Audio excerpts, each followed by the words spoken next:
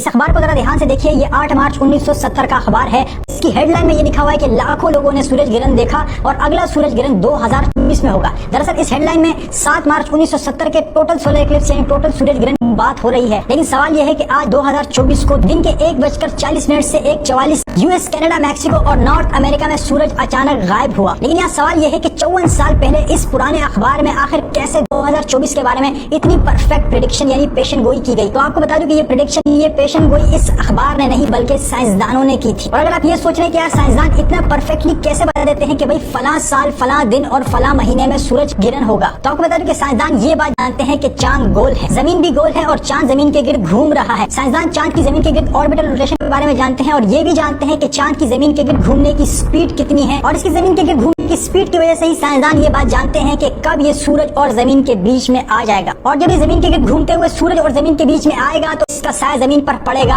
और सूरज गायब हो जाएगा। और दिन के वक्त चांद के सूरज के सामने आने की वजह से जमीन पर अंधेरा छा जाएगा। और मिसाल के तौर पर अगर आप चांद पर रहने लगेंगे ना, तो आपको चांद पर भी सूरज ग्रहण देखने को मिलेगा। और उसकी वजह यह है कि चांद जब जमीन के गिर्द घूमता है तो कभी कभार जमीन का साया भी चांद पर पड़ता है, और जमीन के साये की वजह से भी चांद पर भी जब दिन होता है तो अचानक अंधेरा छा सकता है। और जब जमीन का साया चांद पर पड़ता है, चांद पर एकदम अंधेरा छाता है, तो उसको हम लूनर इक्लिप्स यानी चांद ग्रहण कहते हैं। और चांद पर जो जमीन का साया पड़ता है वो अक्सर गोल साया बनता है, जो इस बात का सबूत है कि जमीन गोल है। और गोल जमीन और गोल चांद के इस कंसेप्ट की वजह से ही साइंसदान ये बातें अब से नहीं बल्कि सैकड़ों सालों से जानते हैं कि जमीन पर सोलर इक्लिप्स कब होगा, लूनर इक्लिप्स कब होगा और कितनी देर के लिए होगा। और यहाँ तक कि नासा ने ये भी बता दिया है कि अगला टोटल सोलर इक्लिप्स 23 अगस्त 2044 में होगा। अब आप में से जितने लोग फ्लैट अर्थ पे यकीन रखते हैं, जरा मुझे ये बताइए कि अगर सूरज और चांद जमीन के ऊपर ऊपर घूम रहे हैं तो फिर जमीन पर ये सूरज अचानक गायब क्यों हो जाता है? ये सूरज ग्रहण क्यों होता है? सूरज कहाँ चला जाता है एकदम से? और ये चांद अक्सर रेड क्यों पड़ जाता है? चांद पर किस चीज का साया पड़ता है? और ये साइंसदान इतनी परफेक्ट फ्यूचर प्रेडिक्शंस कैसे कर लेते हैं कि इवन आपको दिन भी बता देते हैं, आपको टाइम भी बता देते हैं कि कितनी देर के लिए होगा। ये सब बातें आप फ्लैट अर्थ के हिसाब से कभी भी प्रेडिक्ट नहीं कर सकते। फ्लैट अर्थ के हिसाब से ना तो आप ये बता सकते हैं कि सूरज गायब कहाँ होता है, क्यों होता है, और ना आप ये बता सकते हैं कि फ्यूचर में कब सोलर इक्लिप्स या लूनर इक्लिप्स होगा।